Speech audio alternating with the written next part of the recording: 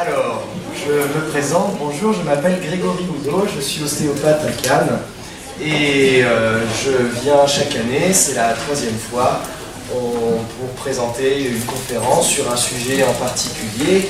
Et cette année, nous allons parler du cholestérol et nous allons parler de stratégies alimentaires et nutritionnelles pour prévenir les maladies cardiovasculaires. Donc vous m'avez connu l'année dernière avec Elicril et l'entreprise a fusionné avec l'Institut de nutrition, Christophe Bardon qui est ici. Et je vous présente Christophe qui est là pour m'accompagner et qui s'occupera de la partie produit et moi je fais la partie scientifique et je fais les cours. Vous m'entendez pas? Pardon.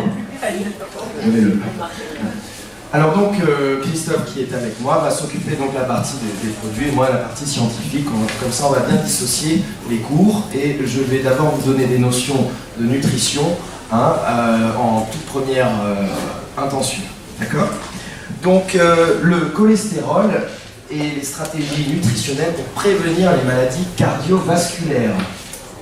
On va commencer par une petite histoire et on va commencer par qui on était avant et ce que l'on faisait à l'époque quand on vivait dans les bois.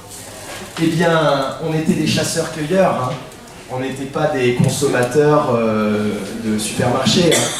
Donc on chassait, on bougeait, on consommait énormément d'aliments crus, on se battait pour avoir un lapin, donc c'était pas évident, donc on mangeait énormément de produits de la cueillette, de tubercules, on mangeait donc beaucoup de fruits, beaucoup de légumes, on avait un apport en potassium, en fibres, en vitamines, en micronutriments qui était très important. On mangeait aussi beaucoup de protéines finalement, parce qu'on mangeait aussi beaucoup de poissons, beaucoup d'autres aliments, mais on les consommait de préférence crus. Quand on pouvait les cuire, c'était la fête, quoi. Donc on avait une alimentation très différente de ce que l'on est maintenant. L'étape intermédiaire, c'est le début de la sédentarisation, c'est l'agriculteur-éleveur. La consommation énergétique était très importante parce que travailler la terre, c'est fatigant, mais l'alimentation a commencé à varier. On a commencé à apporter des céréales, des produits laitiers, ce que l'on consommait assez peu à l'époque. Donc on voit déjà la tendance de notre alimentation qui s'est mise à changer. On a commencé à faire aussi de l'alcool et c'est le début de la sédentarité, quoi. On commençait déjà à s'installer, on était moins nomades. Ça va donner des petits problèmes par la suite. Ces périodes de récolte étaient souvent embêtées, souvent gênées par quoi? Par des maladies, des pillages, et des disettes, des périodes de famine, etc. On a eu un gros été très sec. Il y a des récoltes qui en ont souffert. À l'époque, ça posait des problèmes beaucoup plus importants. Et qu'est-ce qu'on est devenu ensuite? Eh bien, on est devenu des surproducteurs et aussi des surconsommateurs. Et on a un peu appauvri les sols. On a fait énormément d'agriculture intensive et on a un peu asséché nos sols. La biomasse des sols, la vie qu'il y a dans les sols, est nettement plus faible maintenant qu'elle n'était à l'époque. Les pesticides, dans certaines régions, dans certains produits, les engrais, ont affaibli les sols ou les ont modifiés. Le pH a changé, la biomasse est un peu moins présente. Donc on a une qualité d'alimentation qui commence à se ressentir. La mondialisation fait qu'on essaye d'apporter à toute époque de l'année des produits. On trouve maintenant des fraises dans les supermarchés à Noël. Je ne dis pas comment elles ont poussé les fraises, c'est pas la folie. Donc voilà ce qu'on est devenu, des consommateurs en puissance, un peu dépendants des lobbies industriels. Mais ça, c'est une chose de société. Moi, c'est plus au niveau de la qualité alimentaire que l'on va le ressentir. Des sucres simples, des graisses de mauvaise qualité, surcuites, trop transformées, une pauvreté en aliments micronutritionnellement riches, plus de vitamines, plus de minéraux, des calories vides. On quitte le repas en ayant la sensation d'être encore sur notre faim. On manque d'éléments. pourtant on a le ventre plein, mais on manque de vitamines, on manque de minéraux, et ça devient un vrai souci. Voilà. Entre lui, attendez, entre mon petit pépère là, et lui là, on a les mêmes gènes, c'est les mêmes, mais l'alimentation est complètement différente. Notre morphologie a changé. Hein. Lui, il chassait, il cueillait, il se battait. Il est même bronzé, il est beau là. Hein. Voilà, il est moins sympa. Bon, lui, il sera plus. Ça, ce sera dans quelques années. J'ai mis un point d'interrogation, je ne sais pas quand. Ça, il conviendra. Hein. Voilà. Donc habituez-vous. Non, pas vous, parce que vous êtes avertis, vous allez être différents. Et bien, qu'est-ce que c'est quelles sont les conséquences de cette malbouffe? Eh bien, ce sont les maladies de civilisation. Quelles sont ces maladies de civilisation? Des maladies comme les cancers, des maladies dégénératives, ça existait hein, à l'époque, mais il y a une incidence qui a augmenté maintenant. Hein, par nombre d'habitants, on fait plus de cancers. Hein. C'est pareil pour les maladies cardiovasculaires, notamment les coronariennes, on va en parler après, les artères qui se bouchent, quoi, hein. Les problèmes d'hypertension artérielle, bien sûr, trop de sel, des problèmes d'obésité et de diabète qu'on vient d'évoquer tout à l'heure, hein. Et les maladies immunitaires. Je sais que ma mère à l'époque était pharmacien, elle vendait des antihistaminiques, hein, des produits contre l'immunité, elle en vendait un par jour, maintenant c'est 10 par jour. Donc les enfants sont de plus en plus allergiques, d'accord, les enfants des villes. Hein. Les maladies cardiovasculaires, on va faire un topo assez bref là-dessus. Selon les définitions de l'OMS, c'est la première cause de mortalité dans le monde et la deuxième en France. Sur ces causes de mortalité-là, une grosse partie est imputée aux maladies coronariennes, hein, aux artères bouchées. Dans les autres maladies cardiovasculaires, il y a d'autres facteurs dont on ne va pas trop parler aujourd'hui parce que nous, on est dans la nutrition, on va essayer de taper dans ce qui va être le plus touché par la nutrition. Hein. Les malformations congénitales et les trucs comme ça, malheureusement, par la nutrition, on ne va pas agir suffisamment, d'accord ? Encore que. Quelles sont ces maladies cardiovasculaires? Les trois principales hein, sur lesquelles on va agir. Les cardiopathies coronariennes, encore une fois, les artères bouchées qui vont donner des maladies telles que les infarctus, ou aussi des AVC, les maladies, des accidents vasculo-cérébraux, des accidents vasculaires, c'est-à-dire des bouchons de gras, un embol qu'on appelle un bouchon, va venir boucher une artère plus petite. Ces bouchons se créent dans des grosses artères, en général tout se passe bien, et quand ils se décrochent, le problème va arriver en bout de tuyauterie, hein, ça va complètement occulter une artère, soit au niveau du cœur, coronaire, infarctus, soit au niveau du cerveau, AVC ischémique. Hein, donc ce sont des pathologies que tout le monde connaît, et tout le monde en a entendu parler, et peut-être que dans la salle, il y a déjà quelqu'un qui a fait un infarctus ou un accident ischémique transitoire ou est pas passé loin d'un petit problème coronarien. Et il y a fort à parier que dans la salle, on a tous un petit peu d'athérome, on peut faire une statistique des personnes dans la salle ont déjà des petites plaques d'athérome, même sans le savoir. Et enfin, les artérites. Donc ce sont des inflammations des artères, c'est beaucoup lié à la cigarette, ce qu'on appelle l'artérite oblitérante des membres inférieurs. C'est des gens qui ont des périmètres de marche très courts, ils font le tour de la salle, ils ne peuvent plus marcher, les artères s'inflamment, donc ça c'est beaucoup la cigarette. Ensuite, bon, les pathologies cardiovasculaires qu'on va moins évoquer, ce sont les pathologies infectieuses, les maladies à streptocoque, hein, les endocardites ou les péricardites, ça c'est plutôt viral. Les malformations cardiaques congénitales, bien sûr, hein, et les thromboses veineuses. Donc ça, c'est ce qu'on a dans les hospitalisations ou les syndromes d'immobilisation, les phlébites, etc. Donc ça va donner d'autres problèmes comme les embolies pulmonaires. Bon, ça, c'est encore autre chose, d'accord ? Quels sont ces facteurs de risque? Eh bien, on en a déjà pas mal parlé juste avant. Eh bien, ces facteurs de risque, c'est génétique. On n'est pas tous égaux, malheureusement. Il y a des familles cardiovasculaires, des familles de cardiaques. Hein, et il y en a d'autres qui ne le sont pas. Bon, ça, c'est pas de chance, mais c'est pas grave, on peut toujours agir. L'âge, hein, passer 60 pour un homme, passer 50 pour une femme, passer 50 pour un homme, passer 60 pour une femme, fois. Le sexe plus les hommes, malheureusement. Hein.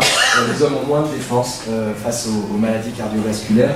La ménopause pour les femmes, hein, mais ça reste quand même moins que les hommes. Tabac, alcool, stress, sédentarité, obésité, hein, on se bouge moins. Et enfin, l'alimentation.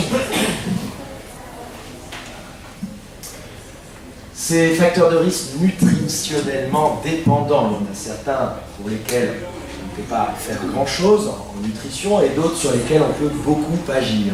Là, on va parler du cholestérol. Je vais vous dire ensuite lequel est le bon, lequel est le mauvais. Là, en l'occurrence, le cholestérol LDL, c'est le mauvais, on va en reparler après. Un cholestérol LDL élevé, un cholestérol HDL, ça c'est le bon, bas. Des triglycérides élevés, une hypertension artérielle et de l'obésité. Alors là, j'ai mis les chiffres bas. Les Américains n'ont pas les mêmes chiffres. Hein. On parle d'obésité abdominale, c'est au-dessus de 80 pour une femme. Les Américains, ils commencent à 90 et pour les hommes, ils commencent à 100, 105. Moi, j'ai mis les valeurs basses. Le diabète et l'insulinorésistance. Et ces deux autres facteurs, on en parlera après, c'est un peu plus technique. Le dosage de l'homocystéinémie est un facteur prédisposant aux maladies cardiovasculaires. C'est un mauvais comportement alimentaire. On entend bien à la télé, éviter de manger trop gras, trop salé, trop sucré. Ça arrive toujours après des pubs de chips ou de trucs dégueulasses. Je comprends pas, c'est quand même assez intéressant. C'est comme sur les paquets de cigarettes, c'est la même chose. Hein. Et bien voilà, le mauvais comportement alimentaire, c'est quoi? Trop salé, trop de sodium, donc des risques d'hypertension artérielle, trop sucré, trop de sucre simple, donc des risques de diabète et d'obésité, et donc de maladies cardiovasculaires. Et pas trop gras, mais mauvais gras. Trop d'acides gras saturés, trop d'acides gras trans, des graisses transformées industriellement, mais pas assez d'acides gras polyinsaturés, notamment pas assez d'oméga 3. Ces trois facteurs sur le gras augmentent les risques coronariens. On va en parler tout de suite. Qu'est-ce que le cholestérol? Le cholestérol, c'est une graisse. C'est une graisse qui est en constituante de notre corps, qui est présente dans la membrane de nos cellules et qui sert à fabriquer des éléments tels que la vitamine D. La vitamine D qui sert à fixer le calcium dans les os, tels que, et encore, il y a d'autres actions avec la vitamine D, autant immunitaire que cardiaque.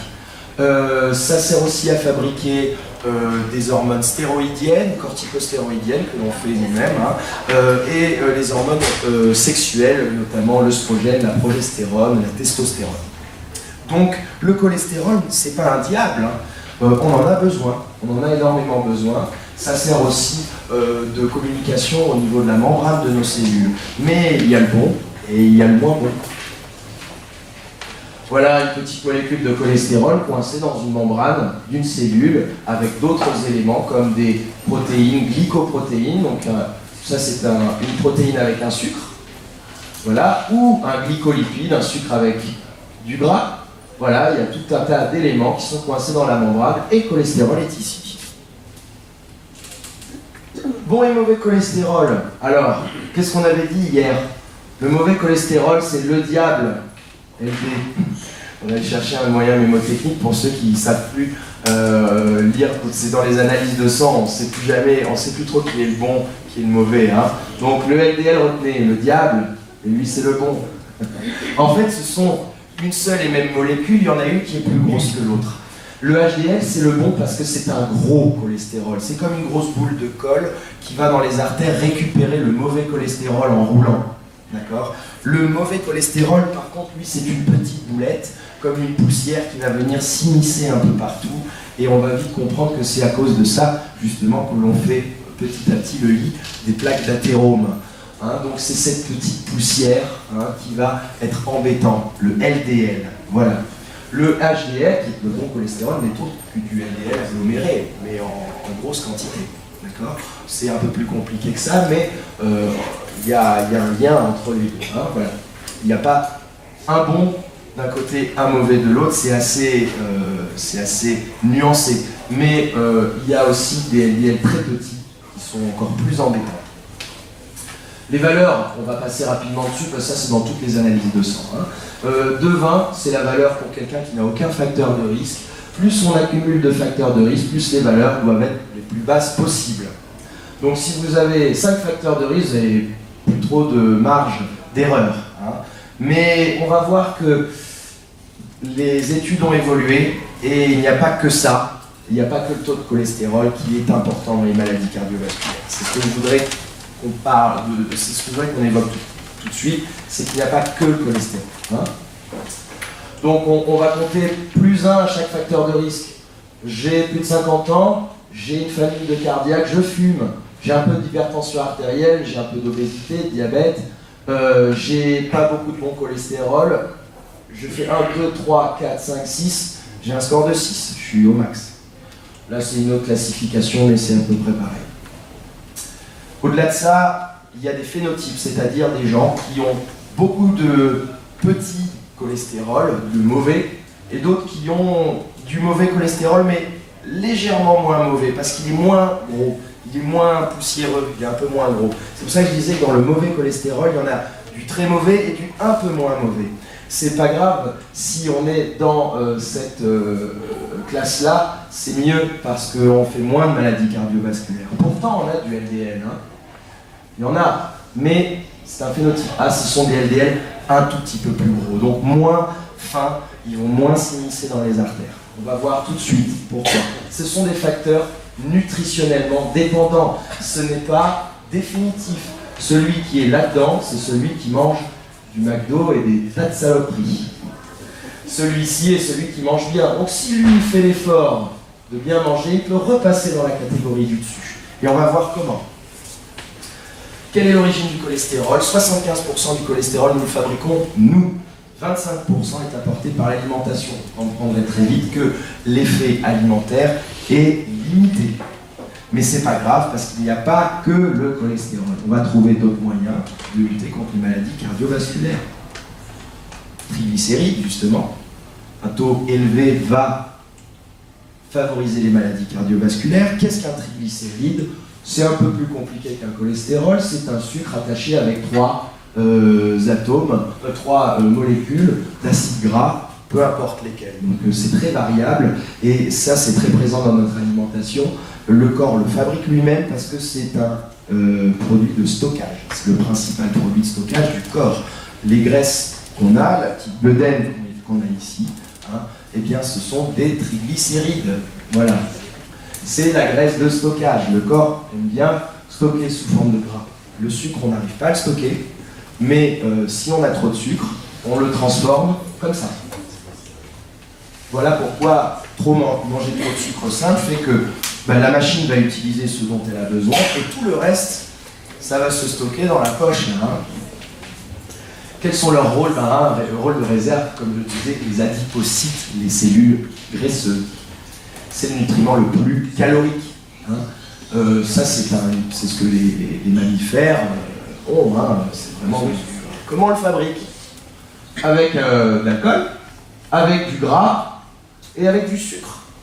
Voilà, vous mélangez les trois, vous secouez bien fort, et voilà, vous avez un beau triglycéride, en moindre mesure quelques protéines aussi, parce que le corps peut utiliser la protéine comme élément énergétique. Hein. Mais ça, c'est dans les derniers recours. Donc, le sucre et l'alcool, retenez bien ça, d'accord? Qui fait bouger les triglycérides? Donc, vers le haut, eh ben, on peut déduire sucre et alcool, hein. Et notamment le sucre caché et les sirops de glucose, fructose, maïs, là, ce qui sert un peu à gonfler les produits industriels. On met du sirop de glucose, de fructose, de maïs pour que tout soit bien appétissant, etc. On en met un peu partout. J'ai même vu un reportage où ils injectaient ça dans les crevettes thaïlandaises. Là. Ils mettent ça dans la crevette. On gagne du poids, on gagne 15% de poids par crevette. Hein.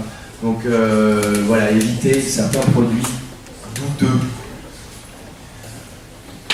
Qu'est-ce qui fait bouger aussi les triglycérides vers le haut? Malheureusement, ce sont les médicaments.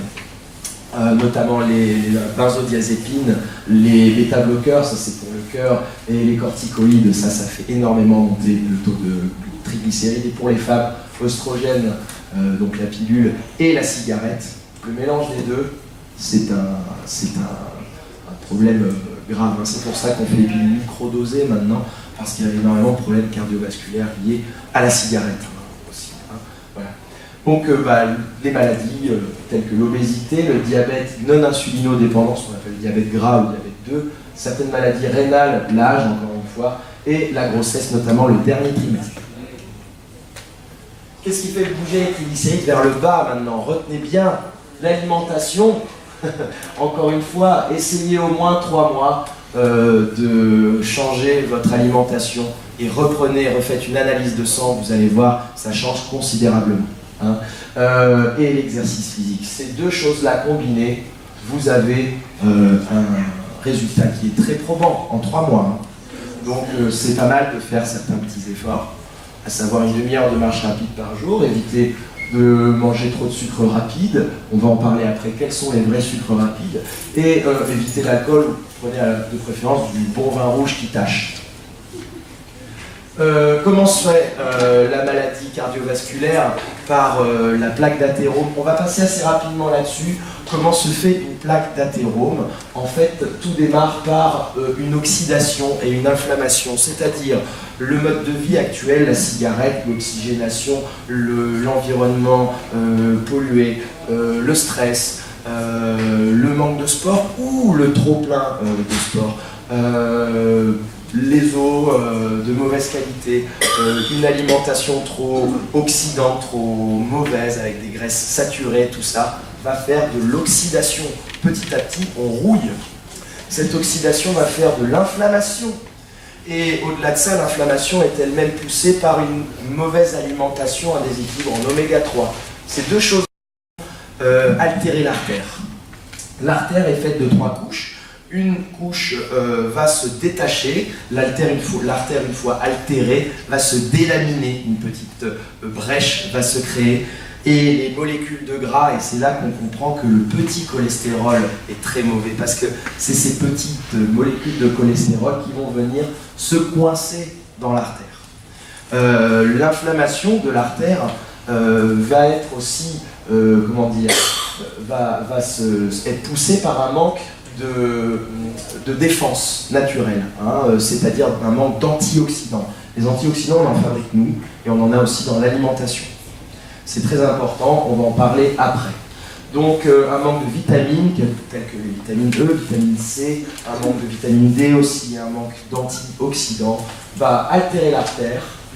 De là, les molécules de gras dont je vous parlais tout à l'heure, le LDL va venir s'intégrer dans la paroi de l'artère, va faire une couche de cellules qui vont mourir, parce que en fait les macrophages, les cellules de l'immunité, on va assez vite passer dessus, va manger ce gras, va mourir, elle va faire une couche de pus, là, vous voyez un peu ça, c'est pas du pus, c'est du gras, c'est des cellules spumeuses, là, ça fait une espèce de boule. Alors tant que c'est comme ça va, ça fait un petit renflement dans l'artère, mais au bout d'un moment, ça réduit la lumière de l'artère, hein. Le flux est perturbé, et vous voyez ce tas de cellules mortes avec du gras dedans, le tout va se fibroser, des cellules musculaires vont faire un noyau lipidique autour pour que ça se maintienne un peu, jusqu'à ce que ça craque, le corps n'y arrive plus après à maintenir tout ça, ça va craquer, et ça va ressortir au bout d'un moment, comme un bouton, quoi, en fait, hein.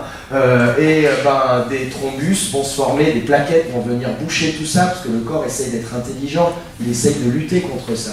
Mais bon, il n'y arrive pas, et au bout d'un moment, sous l'effet de l'oxydation, parce qu'on continue d'être rouillé là-dedans, hein, entre la première et la deuxième étape, il se passe une quinzaine d'années, une vingtaine d'années, hein, et bien au bout d'un moment, on n'en peut plus, le système, à cause de l'âge, à cause d'une mauvaise alimentation, à cause de plein de facteurs, comme certains médicaments ou la cigarette, etc., tout s'oxyde, et ce morceau de gras va finir par partir dans l'alimentation, dans l'artère, et on va avoir des bouchons de gras, d'emboles, qui vont venir boucher les artères, et c'est là que les maladies, les infarctus et les AVC arrivent.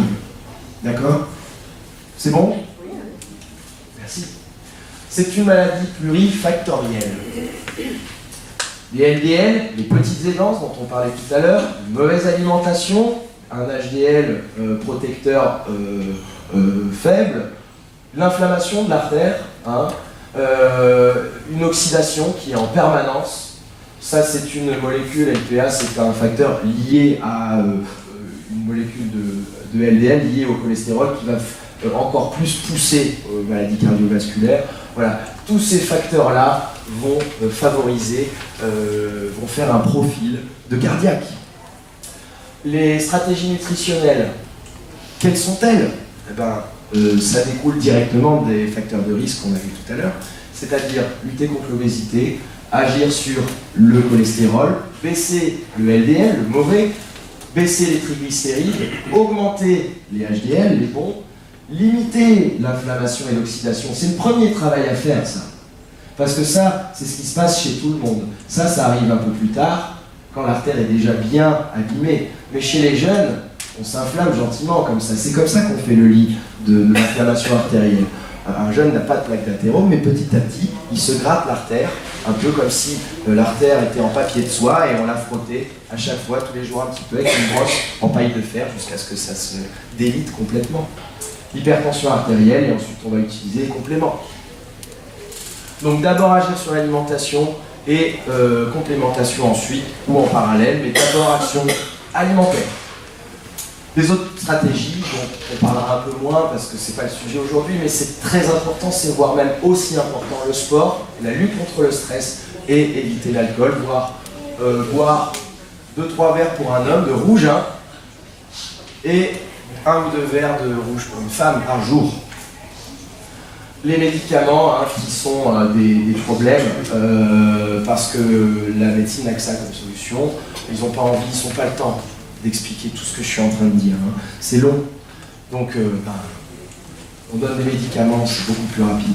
Les fibrates pour le triglycéride, les statines pour le cholestérol. Les statines ont des effets secondaires. Les gens qui en prennent ont souvent des crampes dans les cuisses, maux de dos, tension musculaire. Cherchez pas, ça vient de là. C'est dû à un manque de coenzyme Q10. Donc après, on en parlera.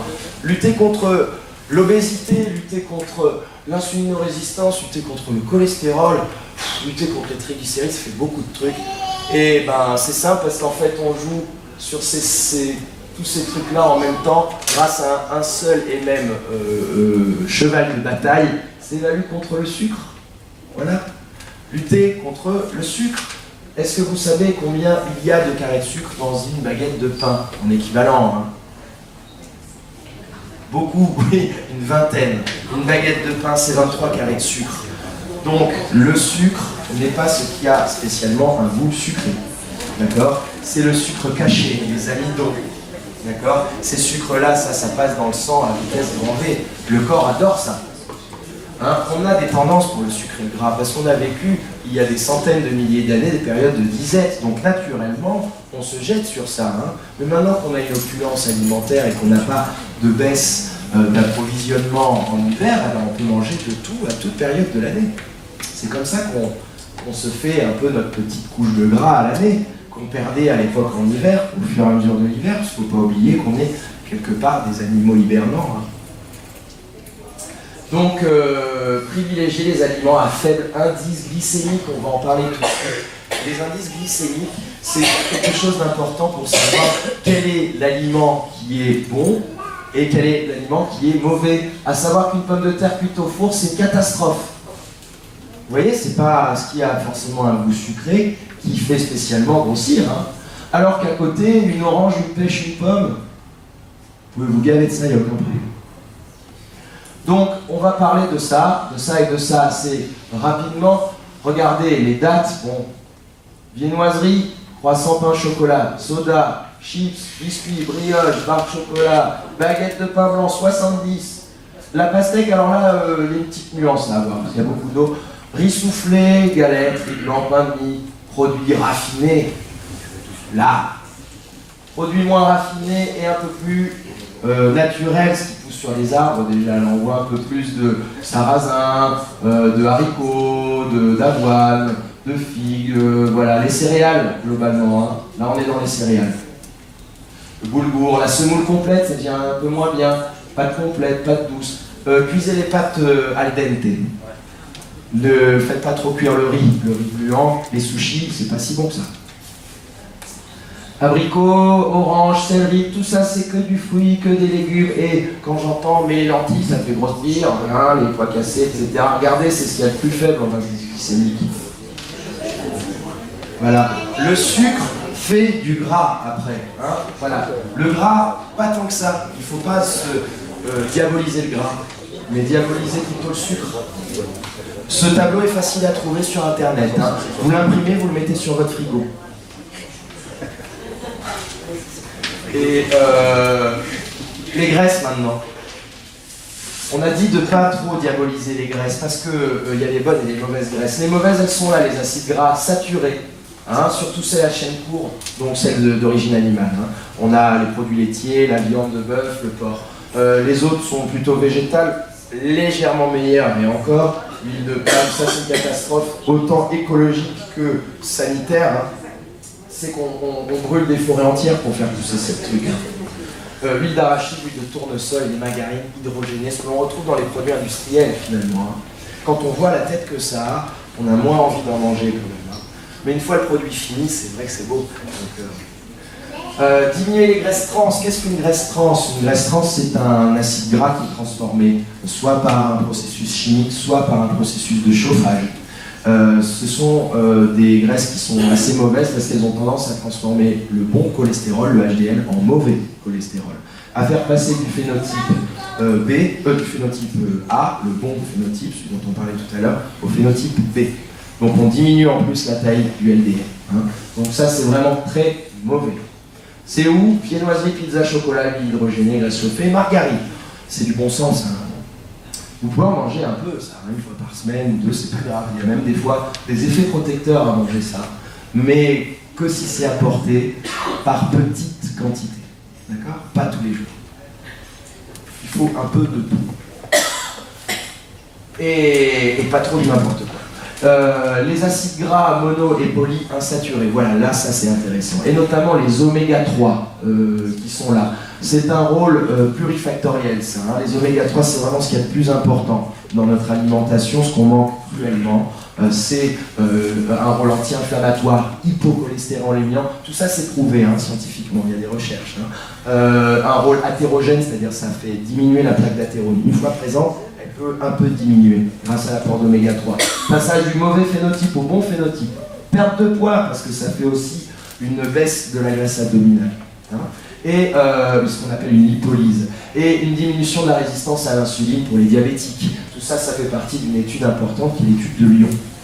On en parlera tout à l'heure, si on a le temps. J'aimerais que vous connaissiez un peu cette étude. Bon, je vais en parler maintenant, parce que peut-être on n'aura pas le temps, mais c'est vraiment important. On a pris 3 groupes. Un groupe neutre, à qui on n'a rien fait. Un groupe à qui on a donné des statines, donc des médicaments qui baissent le cholestérol. Et un 3e groupe à qui on a donné juste un régime crétois, sans baisser le cholestérol. Le 3e groupe a une baisse de récidive des maladies cardiovasculaires de 78%. Le 2e groupe à qui on a baissé le cholestérol, niet. Le 1er groupe, pareil. Donc le cholestérol n'est pas le seul élément responsable des maladies cardiovasculaires. De jouer sur ce facteur ne change rien. En jouant sur tous les autres facteurs, c'est super. Donc régime crétois, pas de problème. Et régime crétois, si vous regardez bien, c'est assez grave. Mais c'est du bon gras. Qu'est-ce que le bon gras, qu'est-ce que le mauvais gras? Autant en termes d'acides gras polyinsaturés, les oméga 6, c'est le maïs, le tournesol, pépins de raisin, arachide, viande, tout ce qu'on fait un peu pour cuire. Là, on utilise ça souvent et on en mange beaucoup trop. Et les oméga 3, qu'est-ce que c'est? Le lin, le colza, la noix, la cameline, le poisson, et le top du top en oméga 3, c'est le krill. C'est une petite crevette, un zooplancton que les autres poissons mangent, et ça a l'intérêt d'être pauvre en métaux lourds et riche en astaxanthine. C'est ce qui donne la couleur au flamant rose. On parlait hier avec Christophe. Voilà, à savoir que, regardez, j'ai mis une noix. Une noix, quand on l'ouvre en deux, on appelle ça un cerneau. À une lettre près, ça ressemble à un cerveau. Ça contient des oméga 3, et notamment du DHA, qu'on appelle l'acide cervonique. Donc la nature est bien faite. Les oméga 3, c'est ce qu'il y a énormément en grosse quantité dans le cerveau. Notre cerveau, le poids du cerveau, les 3/4, c'est des oméga 3, c'est du gras. Donc les oméga 3 sont comme une espèce de lubrifiant pour les neurones, d'accord? Donc mangez des noix pour votre cerveau. Et ça ne fait pas grossir, hein. Ça ne fait pas tant grossir que ça. Voilà, pas plus de manger quelques noix, pas plus, ça ne fait pas plus que de mettre un sucre dans son café, hein. Donc voici la pyramide alimentaire sur ce que l'on doit plus ou moins manger avec des monos et des saturés, hein, parce qu'il nous en faut quand même, et des bons, choisissez les bons. Les triglycérides et enfin les oméga 3, oméga 6. Dans l'apport journalier, on parlait des oméga 3, oméga 6, j'ai inversé la poubelle, j'aurais dû la mettre juste avant, c'est pas grave. Normalement, l'idéal, c'est un oméga 3 pour 5 oméga 6, voire 1 pour 1, quand on regarde les populations qui vivent dans la forêt, qui sont encore indigènes, aborigènes, ont une alimentation un peu proche de ce qu'on avait à l'époque au paléolithique. Ils ont un taux de 1 pour 1, un oméga 3 pour un oméga 6. Nous, on est à 1 pour 50 à peu près. Et les Américains, c'est 1%. Hein. Voilà. Donc le déséquilibre, il est énorme. C'est un des plus gros d'ailleurs déséquilibres, c'est peut-être ce qui serait responsable justement de notre changement de morphologie, ça et le sucre. Donc Christophe va vous parler du krill, qui est le produit dont on parlait tout à l'heure, ce zooplancton, très riche en oméga 3. Christophe, à toi la parole. Bonjour à tous. Donc, ce qu'il faut savoir, c'est que moi je viens de la médecine chinoise, parce que j'ai des origines en Chine. Et en médecine chinoise, on ne fonctionne pas tout à fait comme en Occident, forcément. Donc il a fallu trouver comment avancer dans l'explication de ce qui se passe dans cette médecine qui a 5000 ans, et se rapprocher de certaines personnes qui sont plus proches de notre fonctionnement. Et c'est comme ça qu'on est tombé sur Léoré, son papa qui est docteur et qui a fait pas mal de formulations. Et ce qui est assez intéressant, c'est que j'entendais parler des oméga 3, oméga 6, oméga 9, ça fait quelques années qu'il y a des personnes qui écrivent des livres là-dessus, chacun sa petite théorie, et c'était compliqué. Donc, l'huile d'onagre, l'huile de bourrache, vous avez entendu parler sûrement, et donc c'était assez controversé entre les différents auteurs, jusqu'au jour où le krill est apparu dans ma vie. Donc j'étais très, distant avec cette petite crevette au départ, jusqu'à ce que j'apprenne que c'est la plus grosse biomasse de la planète. Alors, je crois que c'est 500 millions de tonnes, un truc énorme. Ça vit sous la banquise, ces petites crevettes. C'est ça qui sert à on va dire, nettoyer le fond des océans et des mers, et qui va faire que petit à petit, cette crevette va nourrir certains poissons ou les baleines, et petit à petit, leur permet de grandir et que la vie prenne forme, d'abord dans les océans, puis après sur Terre. Donc l'intéressant, c'est de savoir que nous, au sein de l'Institut Nutrition, donc, vous avez vu, il y a 2 sociétés. Il y a le laboratoire, où là, il y a des gens passionnés pour fabriquer les produits. Un laboratoire, ça vient de labor, le labeur, donc ils fabriquent. De l'autre côté, nous, l'Institut Nutrition, notre rôle, c'est de vulgariser, c'est-à-dire de rendre accessible à chacun cette connaissance, comme Grégory fait aujourd'hui à travers sa conférence. Et donc, le but de développer une gamme de produits spécifiques à travers, entre autres, Superkrill, c'est de vous apporter de la simplicité dans votre quotidien pour se dire, ouais, mais il parle d'un rapport de 1 pour 5, ou moi je suis à combien, on ne sait plus à un moment donné. Donc, le Superkrill, tout est concentré, c'est des produits d'excellente qualité, parce que d'abord, je suis le premier consommateur de mes produits. Donc voilà, c'est super important pour moi. Ensuite, parce que j'en parle à mes amis, parce qu'au niveau de l'Institut, en fait, on ne travaille que par bouche à oreille. Donc, il faut qu'on ait des résultats pour que les autres personnes aient des résultats, parce qu'on aide nos amis, notre famille, etc. Donc voilà pour l'huile de krill très riche en oméga 3, issue de cette petite crevette que Dame Nature nous a donnée. Merci. Alors, pour ceux qui connaissaient le laboratoire l'année dernière, c'est la même formule. Hein. C'est pêché à 200 mètres de profondeur, c'est congelé sur le bateau, donc c'est assez bien conditionné. Hein. Et c'est de la pêche durable, c'est-à-dire que c'est pas pêche durable. Voilà, parce qu'il faut faire attention aussi à comment on les pêche. Hein. C'est fait partie d'un écosystème important. Il ne faut pas piller les mers non plus. Comme ça. La levure de riz rouge, c'est un produit on en parle beaucoup pour les gens qui ont du cholestérol. C'est une bonne alternative aux statines parce qu'elle a peu d'effets secondaires. Elle s'associe bien d'ailleurs aux statines. Ça baisse relativement le cholestérol. C'est ce qu'on appelle les phytostatines, la lovastatine et la monacoline, qui ont vraiment un effet dénué d'effets secondaires. Parce que c'est naturel. Donc c'est pas mal à utiliser. Pensez-y quand si vous avez du cholestérol, si on vous donne des statines, vous pouvez peut-être penser à prendre ça. Parlez-en à votre médecin. On les trouve où? Ça, vous le trouvez dans les magasins bio, vous trouvez ça dans les magasins d'alimentation santé. Je vous suggère une levure de riz rouge bio de bonne composition. Il faut trouver une bonne composition. Christophe, il me semble que tu en fabriques, toi? On en fabrique pour certaines marques, parce qu'en fait, au niveau du laboratoire, on fabrique pour des magasins bio, diététiques, des thérapeutes, donc vous en trouvez en fournisseur en magasin bio. Donc ça, c'est vraiment la spécialité de Christophe, mais c'est important parlez-en à votre médecin, des fois il s'en fiche. Monsieur s'en fiche, prenez-le. En tout cas, ça ne vous fera pas de mal. Ne vous inquiétez pas, il n'y a pas d'interaction avec les statines. D'accord. Maintenant, les phytostérols, ce sont des stérols végétaux, on en entend souvent parler dans les pubs. Je ne sais plus, c'est Richard Berry, là, on doit manger son Danacol, son machin. C'est un produit qui est en fait qui sert à baisser notamment le taux de cholestérol. Et il y a des études qui prouvent que ça baisse de 10 à 14% le mauvais cholestérol, c'est super. Sauf que ça ne change en rien à la morbie ou la mortalité. On s'embête à manger ça, mais ça ne change rien à la baisse de la mortalité. Voilà. Donc encore une fois, les études récentes prouvent encore que baisser le cholestérol ne change pas grand-chose aux maladies cardiovasculaires finalement, sauf ceux qui ont des taux énormes, qui ont des facteurs de risque cumulés qui sont énormes. Là, bon oui, forcément, on ne peut rien faire pour eux, ou s'ils veulent rien faire pour eux aussi, on n'a pas le choix, on leur donne des médicaments.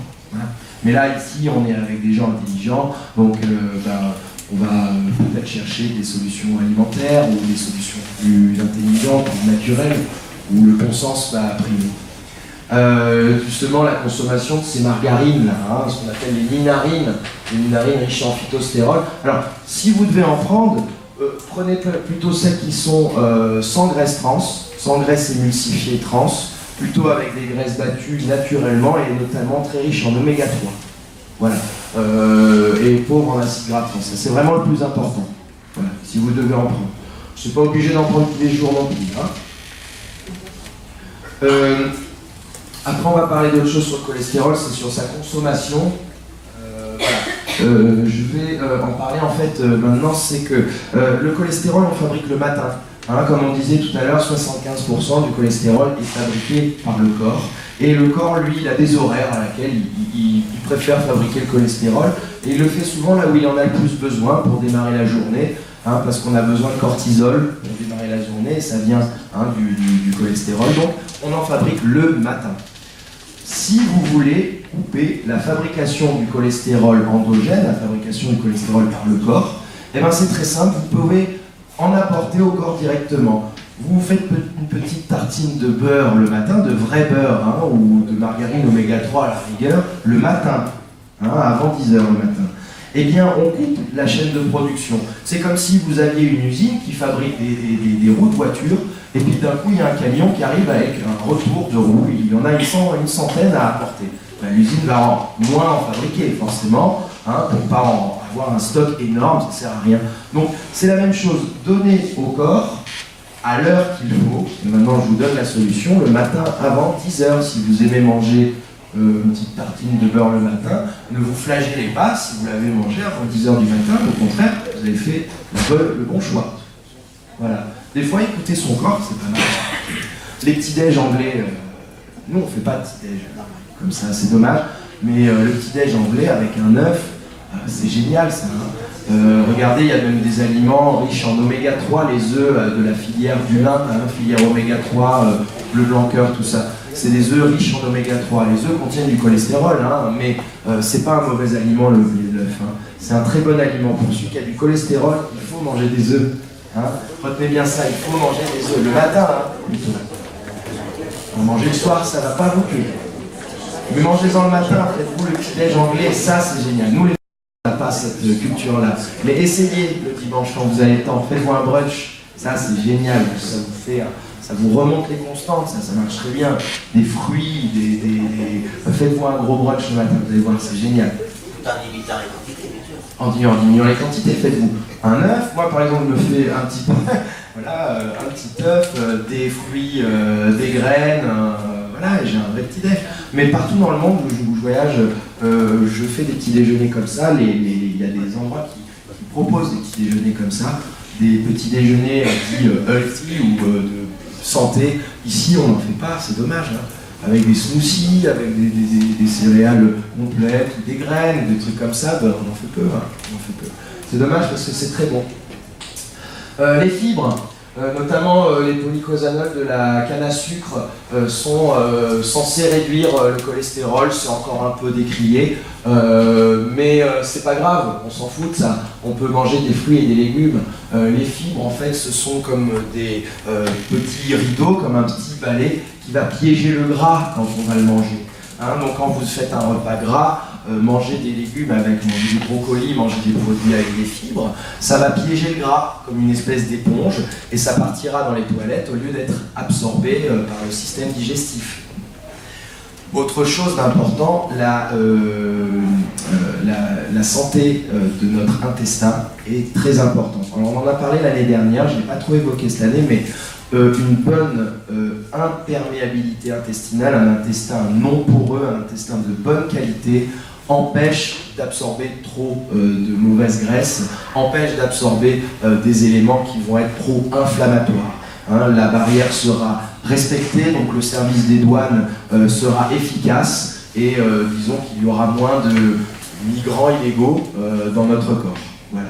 Parce que ça ensuite, ça met en place des systèmes de police de frontières qui vont tirer sur les migrants mais qui vont aussi tirer dans la foule. Et c'est comme ça qu'on se crée nos maladies inflammatoires. Hein. Donc des gens qui ont de l'eczéma, du psoriasis, des maladies auto-immunes, où c'est le service des douanes, notre service policier qui nous tire dessus, quoi, hein, eh bien ça part du système digestif. D'accord ? Donc pour ceux qui ont de l'eczéma, du psoriasis ou des maladies cardiovasculaires, etc., pensez aussi à votre intestin. L'artichaut qui a une efficacité prouvée sur la baisse du LDL-C, le LDL, le cholestérol mauvais, hein, le cholestérol circulant. Ne pas priver de cholestérol pour le temps, ça on a parlé, excusez-moi. Lutter contre l'oxydation maintenant, ce dont on parlait tout à l'heure, c'est très important, l'oxydation, l'inflammation. Hein, c'est quelque chose de très important, c'est quelque chose dont on doit se soucier dès la plus jeune enfance ou dès qu'on commence la vie, dès qu'on bosse, tout ça. Hein. L'oxydation, c'est quelque chose qui nous est... et qu'on est exposé à ça au quotidien. Mais on peut s'arranger pour l'être un peu moins. Et on peut s'arranger aussi pour avoir des défenses. Hein. Donc on peut d'une part éviter de s'oxyder en évitant certains éléments comme la cigarette, comme les éléments chimiques polluants. Hein, il y a certaines choses à faire pour éviter d'avoir des oxydants qui nous arrivent dessus. Et il y a aussi d'autres choses pour avoir les défenses nécessaires, hein, pour éviter de se faire oxyder. Et ça c'est important, et c'est encore dans l'alimentation que ça va arriver, et aussi dans certaines complémentations, à savoir d'abord la vitamine A, la vitamine C, la vitamine E, qui sont des antioxydants importants et cardiovasculaires, protecteurs cardiovasculaires. Le coenzyme Q10, c'est l'acide lipoïque qui est un antioxydant très puissant. On va en parler juste après, ne vous inquiétez pas. Les isoflavones du soja, le curcuma et la curcumine, hein, on en entend beaucoup parler en ce moment, un anti-inflammatoire très puissant, un antioxydant très puissant. Et les polyphénols, selon ceux que l'on retrouve dans le vin rouge, dans les thés verts, thés noirs, dans le cacao, dans le café, dans les produits à forte couleur, les fruits rouges, etc. Mettez de la couleur dans votre assiette, mettez du jaune, mettez du vert, mettez du rouge, faites des mélanges de couleurs, vous aurez un taux d'antioxydants important. Évitez les plats monocolorés. Voilà un antioxydant qui est bien. Et Christophe, là j'ai bien aimé cette formule-là. Tu peux en parler parce que je la connais pas bien, mais quand j'ai vu ça et que j'ai goûté, j'ai trouvé que c'était bien. Hein, mais tu vas en parler. Donc, comme je vous disais, moi je suis issu de médecine chinoise, j'ai fait ça en 1997. Et donc comment faire, puisqu'ils ont leur plante à part, pour pouvoir dans notre pays avoir les mêmes effets avec cette médecine millénaire. Donc c'est se tourner vers ce qu'on a un peu plus chez nous. En effet, la carotte en fait partie. L'autre chose, c'est que, comme je vous ai dit, au niveau du laboratoire, on sert pas mal de magasins bio et diététiques en France, donc on a des agents commerciaux, et je me suis retrouvé sur la route à devoir me balader et à manger, mais quand on veut manger, on est en déplacement, il reste les sandwichs Léon, les sandwichs SNCF, ou les petits restaurants, on n'a pas toujours le temps ou l'envie de manger entre midi et deux ou de s'endormir devant le client. Donc, on a réfléchi à faire une gamme d'entremets et potages qui va permettre de pouvoir répondre d'un côté au fait de pouvoir manger, bien sûr, mais de l'autre côté, au niveau alimentaire, de pouvoir avoir toutes les bonnes choses pour le corps.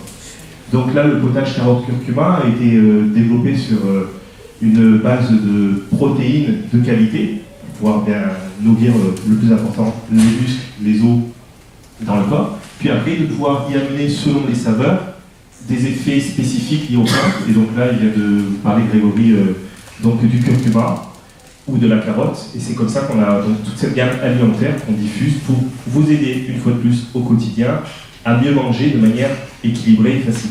Voilà. Alors, en fait, j'aimais bien cette formule parce que on retrouve un peu ce dont on parlait tout à l'heure, là, hein, curcuma, soja, des vitamines.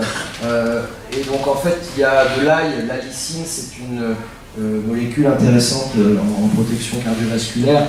Curcuma mélangé avec le poivre a un effet antioxydant important. Hein. L'acérola, c'est de la vitamine C. Voilà.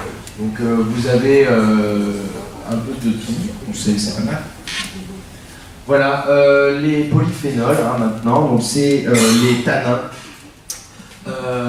C'est ce qui protège énormément, c'est ce qui est le plus efficace en protection de LDL dans ce qu'on va avoir dans notre alimentation.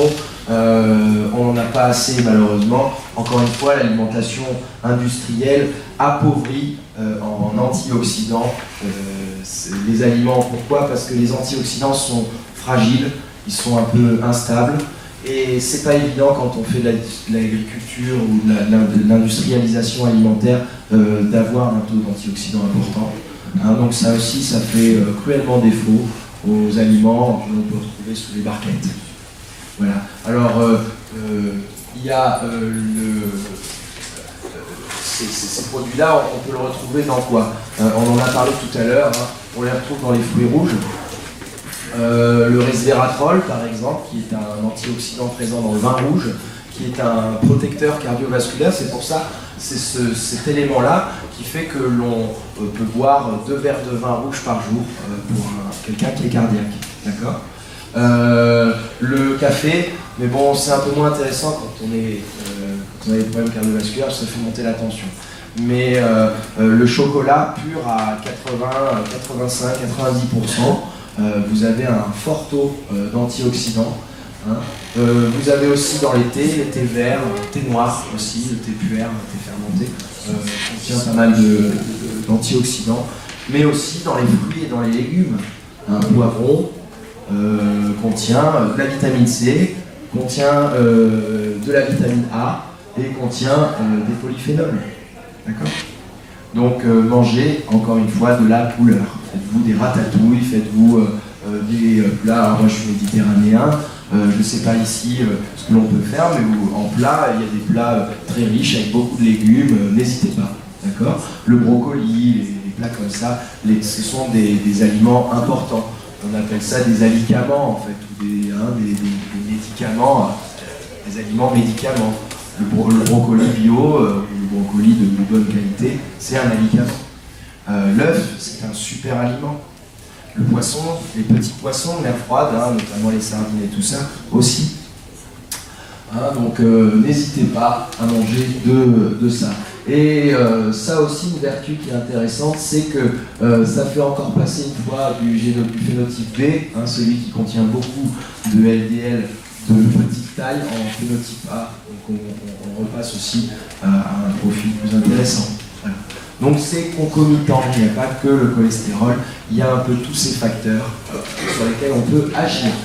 Encore un autre antioxydant qui est super, c'est le coenzyme Q10 et l'acide lipoïque. On va parler de coenzyme Q10. Quand on prend des statines, on empêche le corps de fabriquer du cholestérol, on bloque une enzyme qui fabrique le cholestérol à partir d'un élément que l'on a naturellement nous dans le corps, hein. Mais aussi on empêche de fabriquer le coenzyme Q10 qui est son élément protecteur. Le corps est bien fait, hein. Quand il fabrique du cholestérol, en fait, il fabrique en même temps du coenzyme Q10 qui est son élément protecteur. Donc quand on baisse la fabrication du cholestérol par les statines, eh ben, on baisse aussi la fabrication du coenzyme Q10. Donc c'est pour ça que on déshabille Pierre pour habiller Paul, quoi. C'est pas si bien que ça, les statines, hein. Et donc du coup, quand vous avez cette baisse de coenzyme Q10, vous avez des crampes, notamment dans les cuisses, dans les jambes, dans les bras, hein. C'est lié à ce manque d'antioxydants. Donc quand vous êtes sous statine, prenez du coenzyme Q10, hein, en même temps, et des oméga 3, ces deux éléments-là mélangés, ainsi que l'acide lipoïque. Donc ça pareil, vous trouverez ça dans les magasins bio, magasins de santé, prenez-les de bonne qualité. Hein. Sinon, vous le trouvez dans l'alimentation, hein, mais en plus petite quantité. C'est pour ça que des fois, il faut s'aider un peu. Hein. Comme les oméga 3, des fois il faut aider un peu le corps avec certains compléments. Donc là, vous trouverez le coenzyme Q10 dans les épinards, le saumon, le poulet, donc on va aussi un peu dans les protéines animales. Cacahuètes, le brocoli, hein, ça c'est très bien, les jus d'orange, les jus de fraise, d'accord. Ça c'est coenzyme Q10. Pour l'acide lipoïque, qui est l'acide lipoïque, c'est un antioxydant très puissant, c'est le plus puissant. Il réactive d'autres antioxydants quand ils ne sont plus activés. L'acide lipoïque va réactiver les copains à lui pour que ça fonctionne de concert. Donc ça c'est très important, on en parle peu, mais c'est un élément qui est super intéressant, qui est là aussi pour détoxifier le corps. Donc manger, regardez, des épinards, manger du brocoli.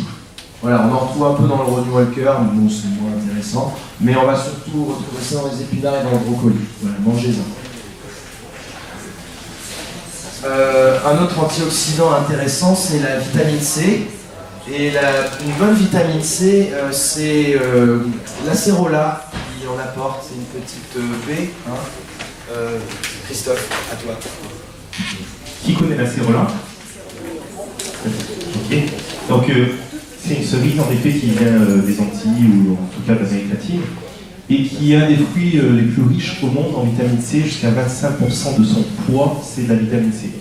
Alors, la particularité de la vitamine C, c'est que c'est pas une vitamine, comme son nom l'indique, n'est-ce pas? En fait, c'est de l'acide L-ascorbique. Acide ascorbique, on retrouve le mot scorbut, ascorbique scorbut, c'est-à-dire que c'est vraiment un nutriment à part entière.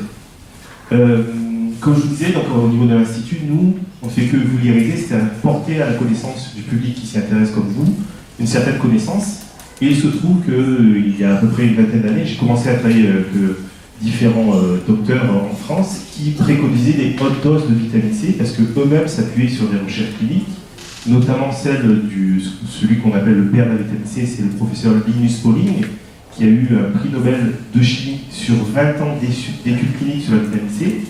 Et donc, il prouvait que si on augmentait le taux de vitamine C dans votre alimentation au quotidien, il y a beaucoup de fonctions, donc des organes, qui étaient améliorées. Et notamment, bien sûr, si vous avez des problèmes de santé, ça allait beaucoup mieux.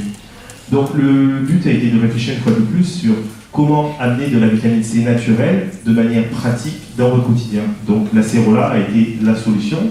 Donc, c'est l'acérola bio en plus, qui permet de pouvoir facilement, comme un bonbon qui fait du bien, en prendre régulièrement lors de votre journée. Voilà. Puis en plus, on a différentes compositions, donc à la cerise, au fruits rouges, ça permet de varier les goûts.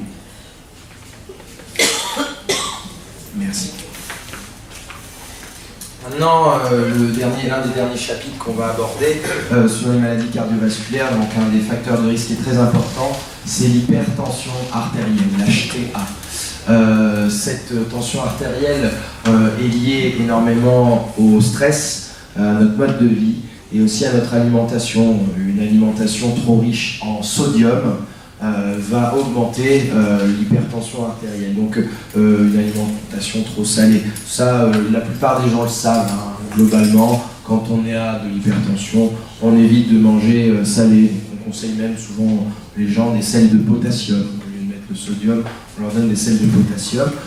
Parce qu'en fait, le sodium est un minéral, un élément qui peut être contrebalancé par un de ses opposés qui est le potassium et le magnésium. Donc si vous avez une alimentation trop riche en sodium, baissez le sel et rajoutez du potassium et du magnésium, c'est bien beau. Où on le trouve, le potassium et le magnésium, encore une fois, dans les fruits et dans les légumes. Hein, et finalement, c'est pas si compliqué que ça parce que l'acide lipoïque, le coenzyme Q10, on le retrouve dans les fruits et les légumes, les antioxydants, on le retrouve dans les fruits et les légumes, le potassium et le magnésium aussi. Hein, donc finalement, tous ces éléments-là se retrouvent dans ces mêmes aliments, à savoir des végétaux. Hein. Donc manger des amandes, manger des noix, manger des fruits secs. Et une bonne source de magnésium, c'est le chocolat pur. Hein. Le bon chocolat en poudre, très riche en cacao. Hein. Ça, c'est une bonne source de magnésium et d'antioxydants. Donc n'hésitez pas, et il y a un régime que les Américains avaient mis en place pour baisser l'hypertension artérielle qui marche assez bien, c'est le régime DASH. Vous le retrouverez sur internet, on le trouve assez facilement. C'est un régime qui est à vocation hypotenseur. Ça c'est important parce que baisser la tension artérielle, à contrario de la baisse du cholestérol, hein, baisser la tension artérielle a un effet préventif sur les maladies cardiovasculaires. Hein. Autant baisser le cholestérol, c'est controversé, autant baisser la tension artérielle, c'est très important. Hein. Il faut vraiment le faire. Donc, souciez-vous plutôt de la tension artérielle que du cholestérol. Hein. Je voulais que vous ressortiez de la salle aujourd'hui avec des notions un peu différentes de ce que vous aviez peut-être en entrant ou des préjugés que vous aviez peut-être en arrivant sur le cholestérol et sa diabolisation. Il y a d'autres facteurs sur lesquels on peut agir et beaucoup mieux et être beaucoup plus efficace. Pareil, magnésium, calcium dans la gamme de Téléma Santé qui est de bonne qualité. Est-ce que tu veux en parler, Christophe ? Tout simplement, on entend parler en effet régulièrement de magnésium-calcium. En fait, il faut savoir qu'il y a un rapport entre le calcium et le magnésium. C'est-à-dire que si vous prenez du magnésium sans qu'il y ait une certaine quantité de calcium, le corps ne va pas pouvoir l'assimiler.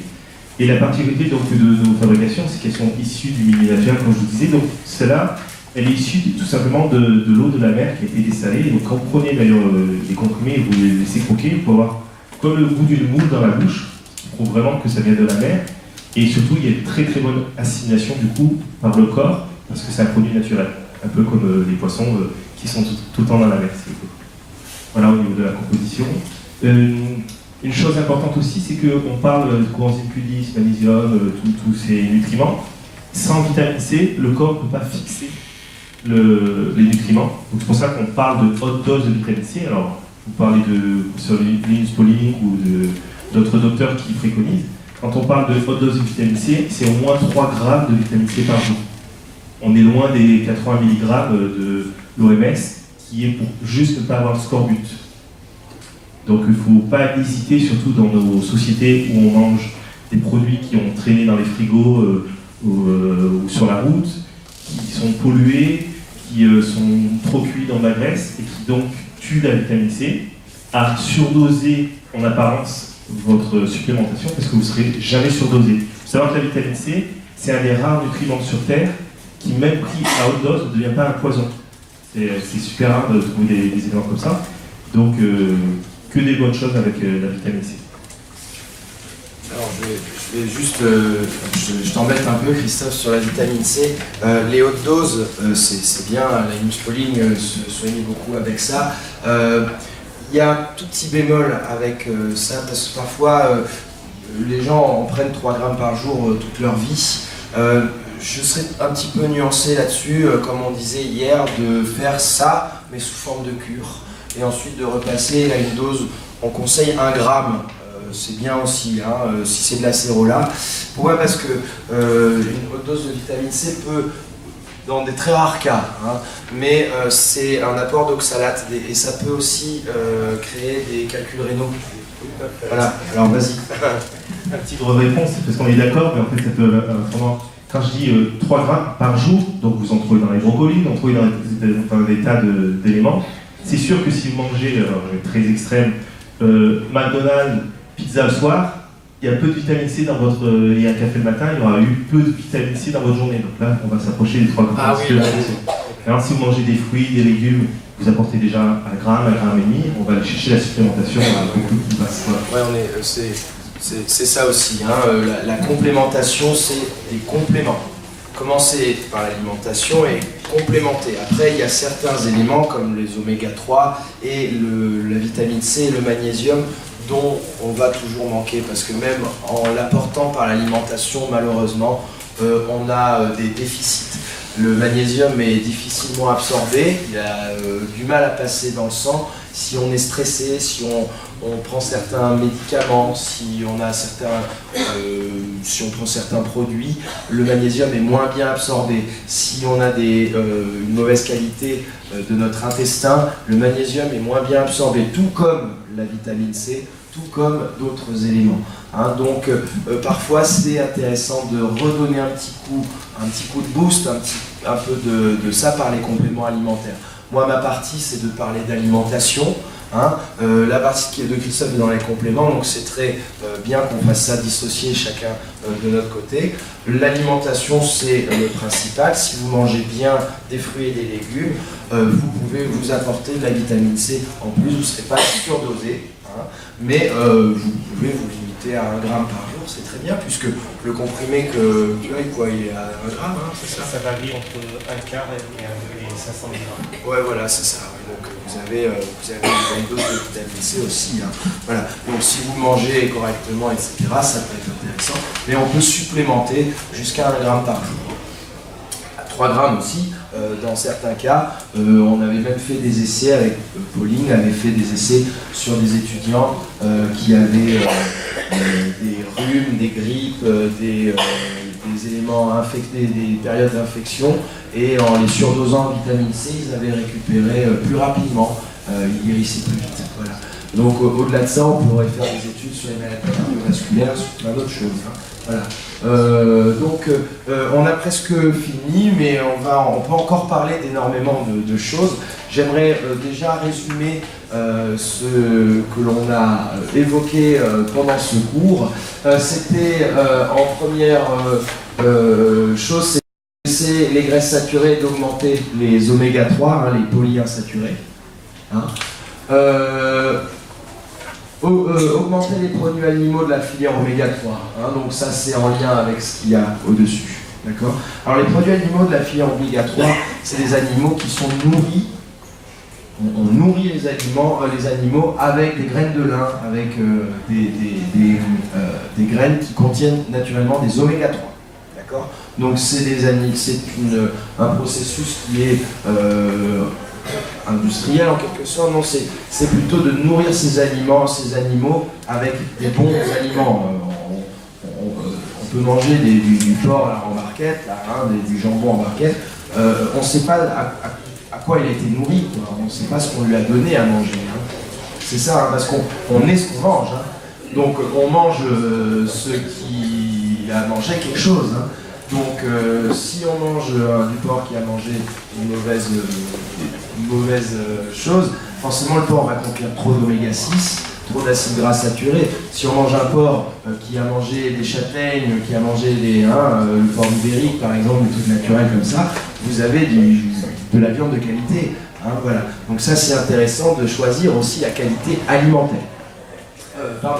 Augmenter les poissons gras, hein, toujours pour la même chose, les oméga 3. Baisser les acides gras trans et pas de cuisson à haute température. Pour les huiles, sachez que dès que l'huile fume dans la poêle, c'est qu'elle est foutue.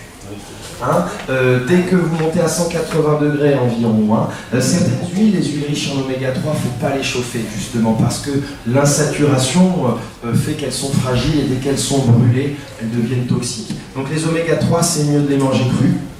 Faites des vinaigrettes à l'huile de lin, à l'huile de noix, à l'huile de colza et à l'huile d'olive qui ne contient pas d'oméga 3 mais d'autres éléments intéressants. Faites-vous votre petit mélange. Moi je fais une vinaigrette par exemple, je mets un peu de lin, un tiers d'huile de lin, un tiers d'huile de noix et un tiers d'huile d'olive. Voilà. Si vous n'aimez pas, vous variez un peu. Hein. Et là vous avez une huile équilibrée en vinaigrette. Par contre pour la cuisson, il y a des huiles oméga 3 maintenant stabilisées, vous pouvez les utiliser pour cuire, à savoir la cameline. Et ça n'a pas un goût super, sauf si vous aimez ça. Et le colza, on peut cuire, mais évitez de trop chauffer. Hein. Dès que l'huile est affumée, jetez-la et nettoyez-la. Hein, ça devient toxique. D'accord? C'est pour ça qu'on conseille aux gens de cuisiner plutôt aux acides gras saturés en fait. Hein. Ce sont les mauvais acides gras, mais malheureusement ce sont des acides gras qui ont une utilité. Ils se délitent pas trop, ils s'abîment pas trop sous l'effet de la chaleur. D'accord, ils sont simples. Donc, cuisiner aux acides gras saturés, parfois avec un peu de beurre ou avec un peu de pain de raisin, tournesol, mais un petit peu, hein, ou à l'huile d'olive. Hein. Et ne faites jamais trop chauffer la poêle, plutôt que de cuisiner à l'huile de lin ou quoi. Hein. Il y a des gens qui sont morts de ça. Il ne faut pas la chauffer. Donc, ça se conserve très très mal. Les oméga 3 d'ailleurs, quand vous achetez la bouteille d'huile, consommez-la dans les 2 mois qui viennent. Mettez-la à l'abri du soleil et mettez-la limite au frigo ou au frais.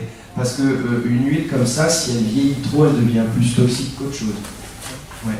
Ça se conserve mal. Alors maintenant, avant l'huile de lin, on ne la consommait pas, hein, on utilisait ça pour nettoyer les fusils. Hein.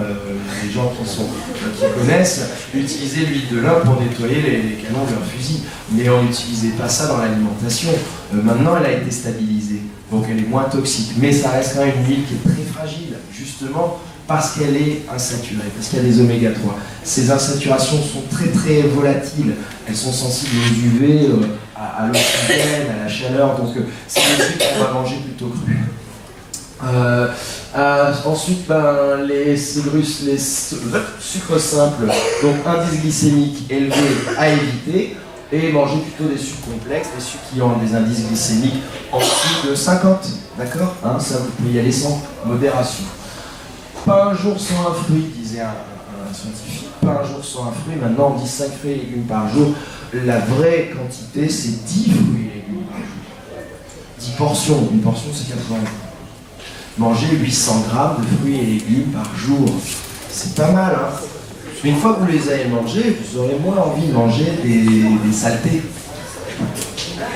Quelqu'un qui ressort du McDo 1 heure après, il a faim. Pourquoi? Parce qu'il n'y a pas de vitamines dedans. Quelqu'un qui s'est fait une ventrée de légumes, qui quitte la table, il a l'impression d'être un peu sur sa faim quelque part. Mais 1 heure après, c'est passé. Voilà. Il y a une inertie, mais ça passe. Voilà, donc manger des vitamines, manger pas de calories vides. Un McDo, ce sont des calories vides. Maintenant, les sushis, tout le monde pensait que les sushis c'était super. C'est pas super. Quand on va au Japon, c'est l'inverse. La tranche de saumon, elle est comme ça, et la tranche de riz en dessous, elle est comme ça. Là, vraiment, c'est l'inverse. Quand vous voyez le saumon, on voit à travers. Hein. Évitez les sushis. Ou si vous aimez ça, allez chez un poissonnier, faites-vous découper des tranches de saumon. Et d'anguilles, des bons poissons, vous verrez, ce sera tout aussi bien. Tout dépend du saumon. Alors, saumon, oui, encore une fois, saumon, d'où il vient? Qu'est-ce qu'il a bouffé? Si vous avez des saumons d'élevage, maintenant ça a beaucoup changé parce qu'il y a eu énormément de catastrophes là, avec ça, en Norvège, etc. Ils se sont fait taper dessus. Donc maintenant, le saumon a mauvaise presse, mais si on va en Norvège, maintenant ça a pas mal évolué hein, dans les bassins. Ça reste quand même. J'ai vu un reportage, c'est les saumons qui se baladent dans les tuyauteries, c'est n'importe quoi. On les met, ils sont pleins de maladies, ils sont pleins d'échymoses. Catastrophe. Hein. Donc essayez le saumon d'Aquitaine, on a des bons élevages nous en France, hein, saumon. Vérifiez d'où ça vient hein, toujours, mais essayez le saumon d'Aquitaine, il est bon, hein. Essayez des saumons qui sont bien nourris, hein, parce qu'on donne au saumon maintenant à manger des farines animales, les mêmes qu'on donnerait au bœuf ou au cochon. Hein. Donc là, le saumon, bah, il a plus d'oméga 3, quoi, hein. Il en a plus, ou moins. D'accord. Dernière chose, les gros poissons, quand ils sont à l'état sauvage, hein, pas d'élevage, là, parce que c'est vrai que d'un côté on a le saumon d'élevage avec une mauvaise qualité, et d'autre côté on a le saumon sauvage qui est pollué aux métaux lourds. Donc on ne sait plus sur quel pied danser. Donc je vous conseille des saumons qui ont été pêchés dans les mers froides, dans les mers non polluées. Hein, on peut trouver les origines et la traçabilité du saumon, hein, même congelé hein, parfois. Vous avez des saumons, voilà. Demandez à votre poissonnier, essayez de voir s'il est sympa, si vous lui faites confiance, s'il a des vrais. Le saumon, dès qu'il est de bonne qualité, il coûte cher. Et il vaut mieux les manger cuits que crus. Le saumon vaut mieux manger cuit que cru. Cuit. Oui, c'est plus intéressant cru. Mais cuit cru, hein, tout dépend de la digestibilité du produit, de votre capacité à digérer. Hein. Voilà. Mais je pense qu'un saumon, vous pouvez le manger. Ce qui est pas mal de manger, c'est mi-cuit, hein, à l'unilatéral. Voilà, très peu cuit. C'est pas mal ça. Après, tout dépend si vous aimez ou pas. Le thon, c'est pas intéressant. Le thon, à la rigueur, il y a une variété de thon qui est pas mal, c'est le thon Vernon. Mais le thon albacore, c'est pas un thon intéressant. Hein, c'est le cochon de la mer. Les Japonais, avant, ils appelaient ça le cochon de la mer. Des végétaux, des fibres, hein. Ça résume tout ce qu'on avait évoqué tout à l'heure, les antioxydants. Dans les végétaux, dans les fruits, dans les légumes, il y a du magnésium, il y a du potassium, il y a des antioxydants, il y a des fibres. Hein. Donc tout ça c'est très intéressant. Ne vous privez pas de fruits et légumes. Si le soir vous vous couchez sans avoir mangé ni un fruit ni un légume, bah, dites-vous que c'est une journée en moins pour votre santé. Baisser le sel. Normalisation du surpoids. Une fois qu'on a fait tout ça, finalement, le poids se normalise de lui-même, hein, en faisant du sport en plus. Voilà. Si vous n'aimez pas le sport, faites-vous une demi-heure de marche rapide par jour.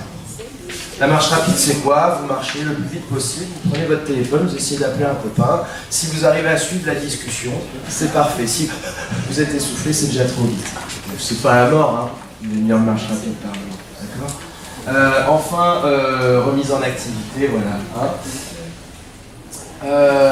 Ça, on va en parler après. L'étude de Lyon, c'est ce que je voulais vous dire là, sur les groupes.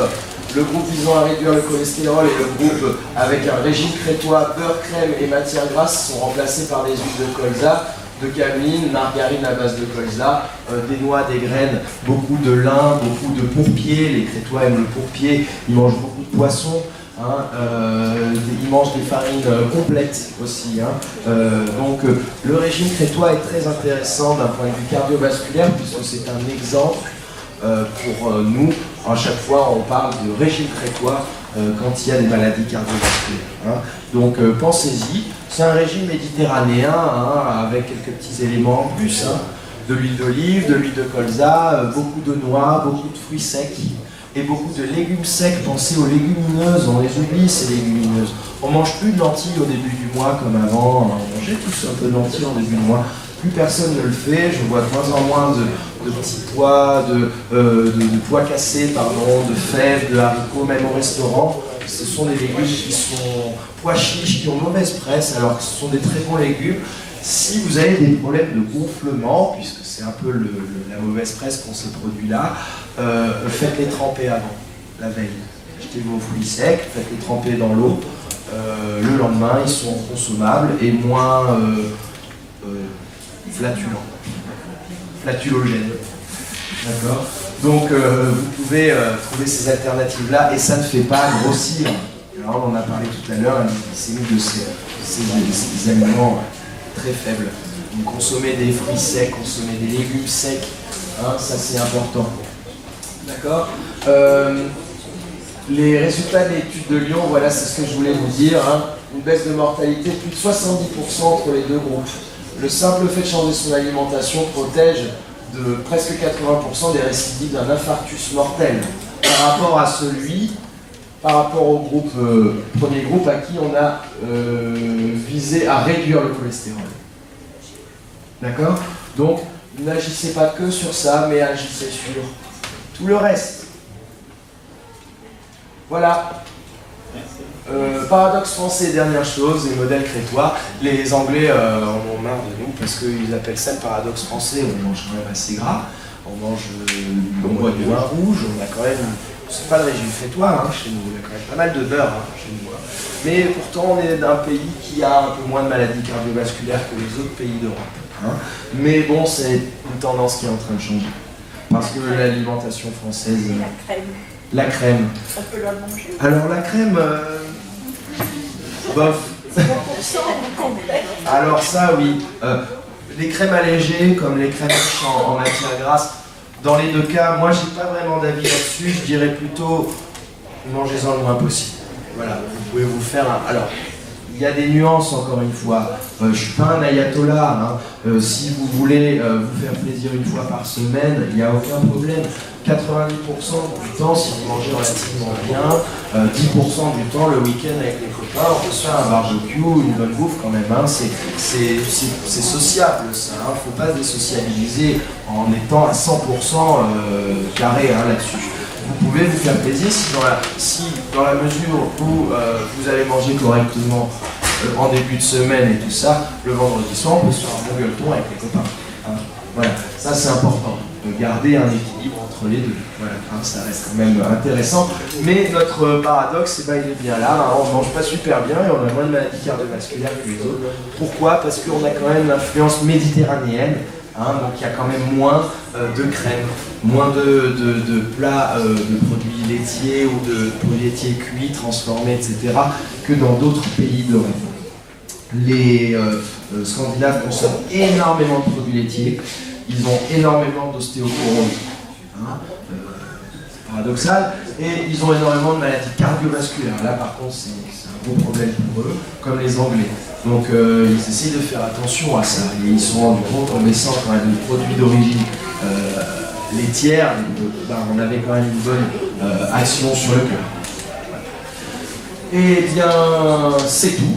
Merci de votre attention. Je peux répondre à vos questions si vous voulez tout de suite.